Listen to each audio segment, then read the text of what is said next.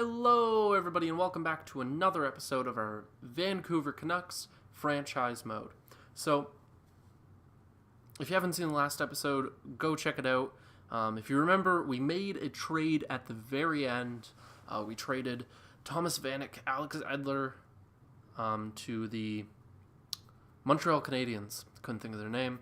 For Nikita Sherbak, Jacob Delarose, and a second in 2018 and a fourth in 2019. So, one thing I kind of realized is we now need to update our trading block.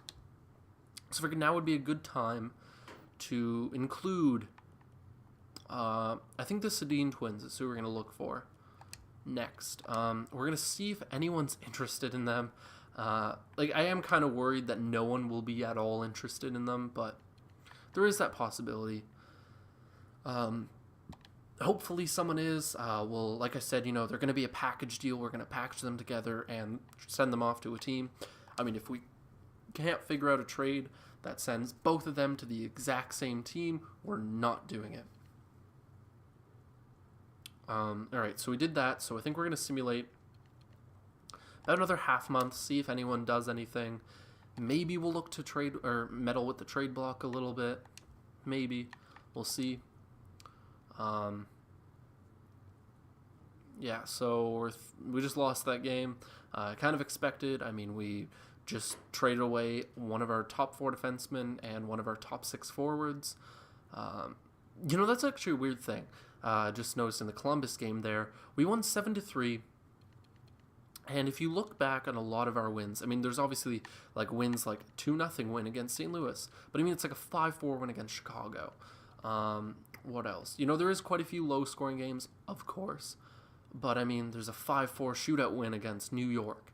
There's a 4-3 shootout win against Vegas. 5-2 against Pittsburgh. Against some decent teams at some points. I mean, there's 6-4 and 6-5 here against Calgary and Edmonton. I mean, we're scoring quite a few goals. I mean, yeah, we're letting in quite a few as well. But a lot of these games we're scoring a ton as well. So that's kind of a good sign, I think. And one thing I did want to look at doing was the free agency. See if we can't find a defenseman for the AHL team and see if we can grab someone to help them out. Just a nice veteran leader that'll kind of step in and play some games. I didn't want someone that's too old. Someone like a Keith Ollie would be pretty good. Someone who can just kind of go in there with their veteran leadership and help them out. I might even just look straight up for poise, just because we want someone that's going to kind of help them out throughout the playoffs. So we're going to look and we're going to sort by poise. I don't know if this actually does anything really. It might not, but I think it's worth a shot if it does.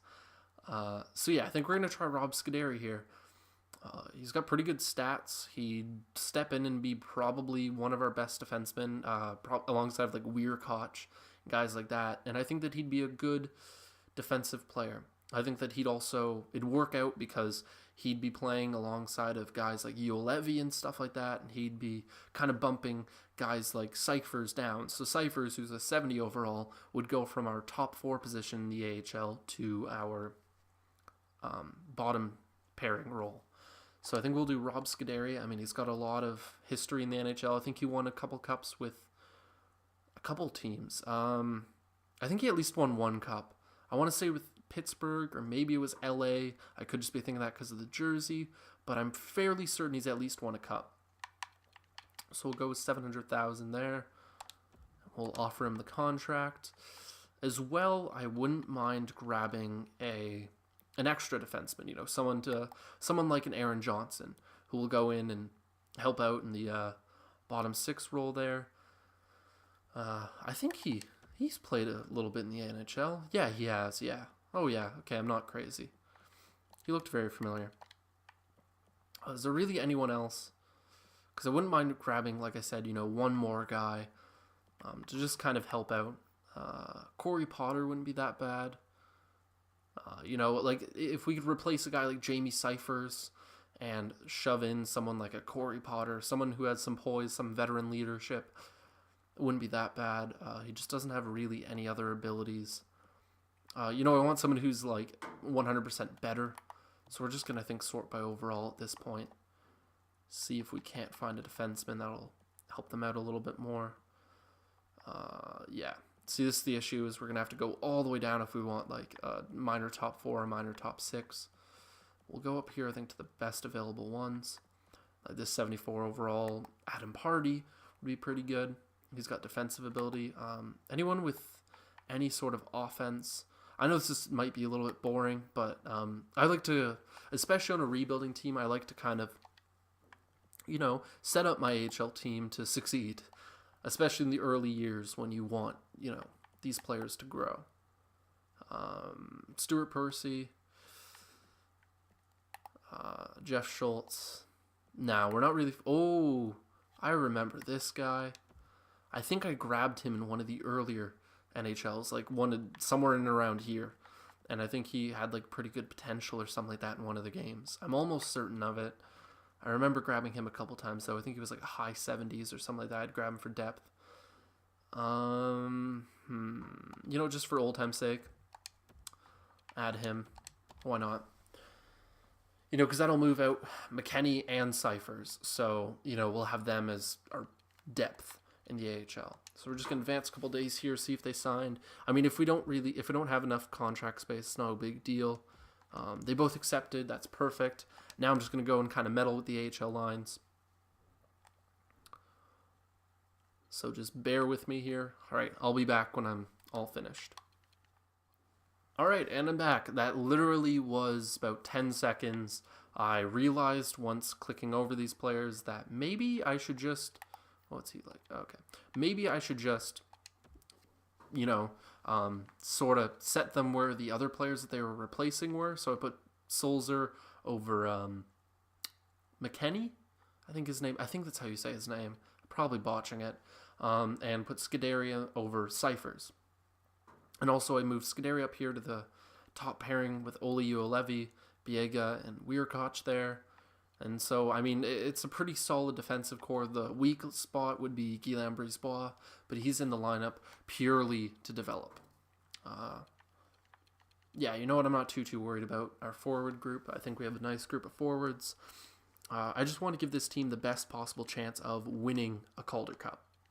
I think that would be beneficial to the future of our team to have guys like Sherbak and stuff winning really early on in their careers.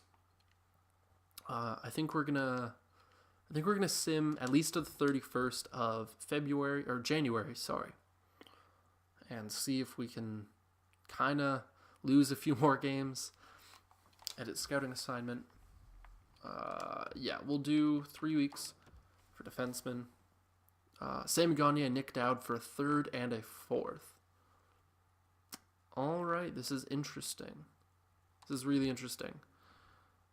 Maybe instead of a 4th, I might grab a extra AHLer. We'll see here. Maybe 2. Just some lower overalls. Cody McLeod might be a guy we look at. He can play defensively. Can he take face-offs, though? No. Who can we grab? We're going to sort by overall. All right, we'll just do that. So then we'll go down to 70s. I think we'll look at centers. We'll see if we can't grab someone who has some sort of skill. Trevor Smith might be perfect. I think it'd be a nice replacement for Dowd there. The AHL. See if we can get Sissons too. Maybe we can get the both of them. I mean, if it goes through, it goes perfect. Perfect. All right. So, I'm just going to leave you guys, or not leave you guys, but I'm just going to keep you guys here with me because I'm literally moving Smith down. Did he get... No, he didn't get claimed. Perfect. We'll edit the lines here. I mean, yes, Trevor Smith is a little bit worse, but why not take a 3rd? Couldn't really hurt. We'll shove Colton Sissons right there. And then we'll shove Mr. Trevor Smith. Oh. Yep, and that's it. All right, so, I'm kind of keeping an eye on both of our teams and both our team and the Utica Comets. I'd like to see them hopefully have a pretty good playoff run. And, 29-16-3 for them, it looks like they're going to make it for sure. Because I know sometimes I haven't really paid attention to AHL teams, and all of a sudden, without really paying attention, I get to like the end point of the season and they didn't make the playoffs and they were like quite a bit far out of it. So I kind of want to try and set them up for success. We're not going to worry about trading Jason Megna. So yeah, I think we're going to sim up to the trade deadline. Kind of review our season so far. We're going to edit scouting assignment. Oh, I picked forwards. We're looking.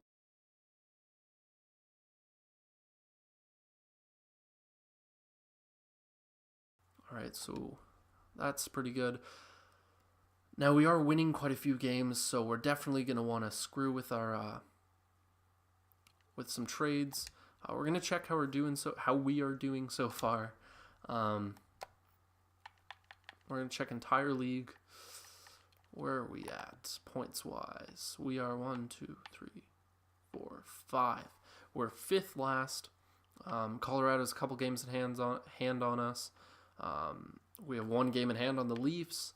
We're sticking around this bottom 5 spot, so that's not too bad. New Jersey can hop us too in this one game.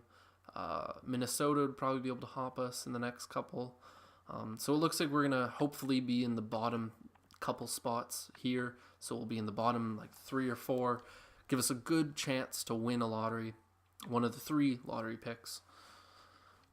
And now looking at looking at the team stats here, we can obviously see that Brock Besser is leading our team in points and I think in goals. He's tied here with Jake Virtanen, who's having himself a pretty good season. Hopefully he progresses. He's by far on his best season of his entire young career.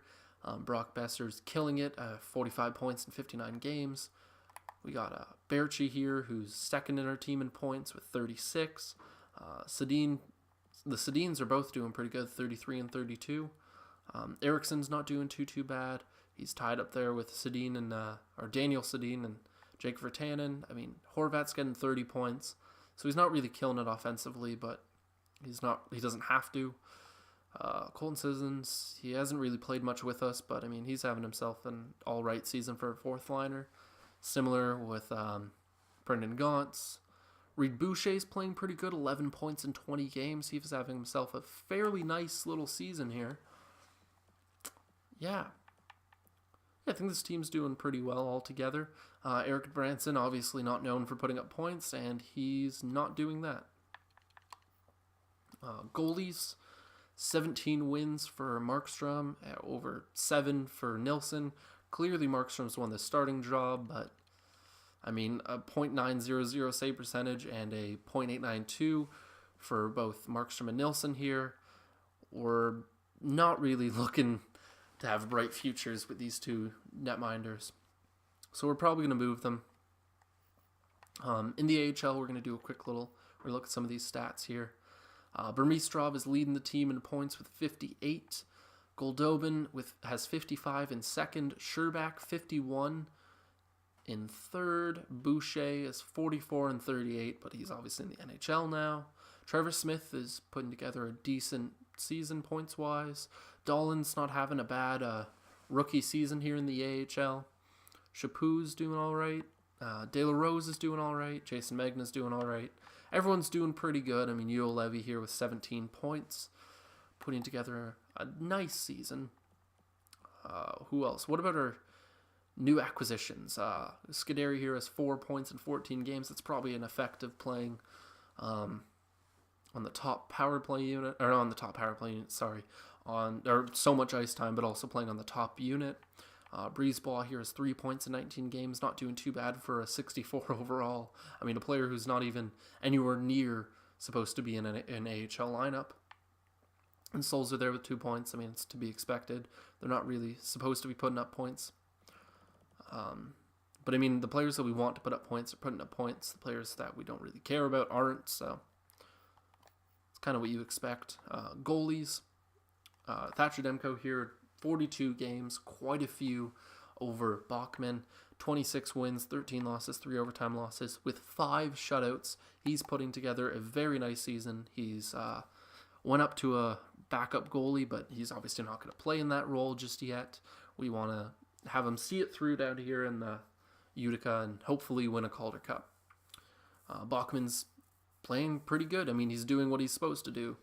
You know, kind of coming in relief of Demko and doing a damn good job of it. I mean, .913 save percentage. He's got 1 shutout, 2.41 goals against average. I mean, you know, he's a pretty solid, reliable backup, and that's really all he has to be. Yeah, I just want to see. Oh, Demko has 2 points. Nice. Yeah, so that's about it for both of our teams. I mean, we're bottom 5 in the league. You know, our team is putting together some points. You know, like I said, Jake Vertan is putting together some points, and Besser's scoring like you'd expect.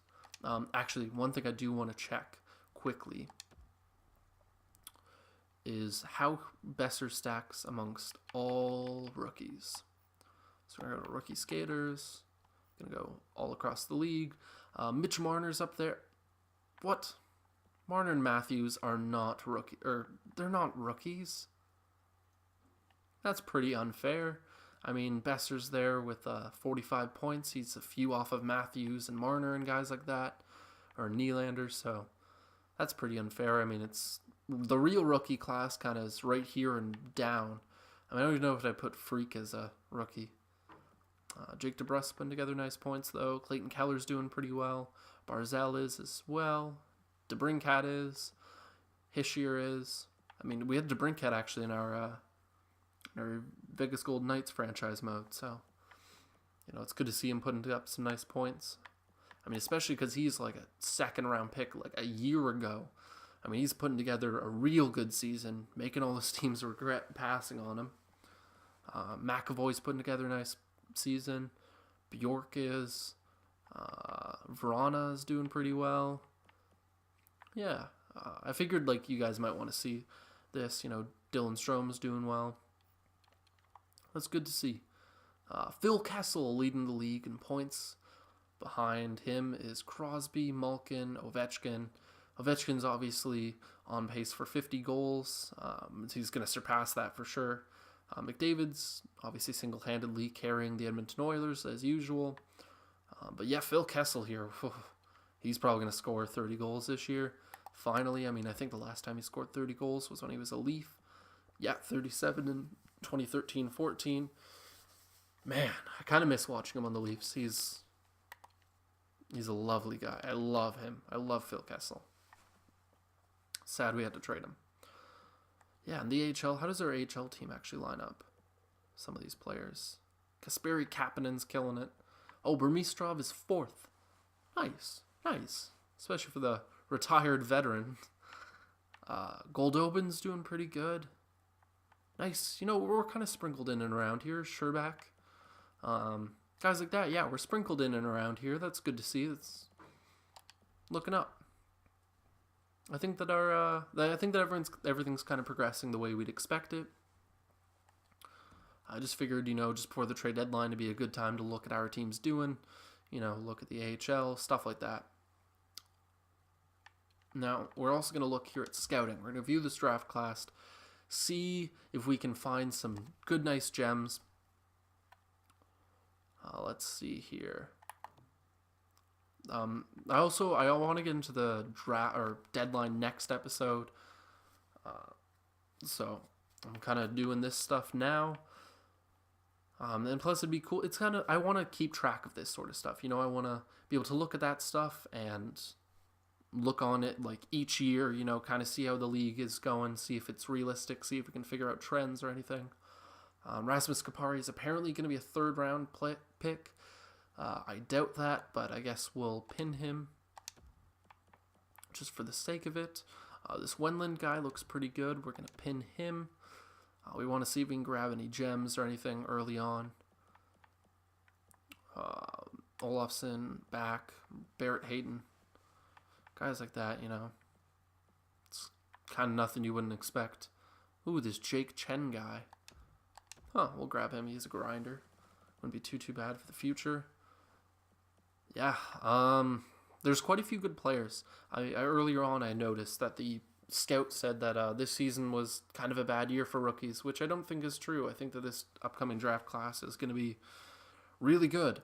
I mean, we got guys like Kapari and guys like Svechnikov and Wallstrom, and I don't think we scouted them yet, but Dolan. Guys like that. I mean, can we see him at least? Oh, he's going to be in the D's here. So we're just going to have to move down a little bit. Yeah, he's seen as a first rounder. He's just a medium top 6 potential. I guess that's what the art of scouting does. He's probably going to move up to medium elite or exact elite or something like that. So yeah, I think we're going to cut this video a little bit short. You know, like I said, I wanted to get into trade deadline next episode. I don't really want to, you know, I didn't really want to get too far ahead. And I didn't want to have to, you know, cut it short after 1 or 2 trades because I felt like the video was taking too long, something like that. So next video, we're going to do the entire draft and simulate the rest of the season. Yeah, so remember, if you enjoyed the video, to click like and subscribe and comment if you'd like, and have an awesome day.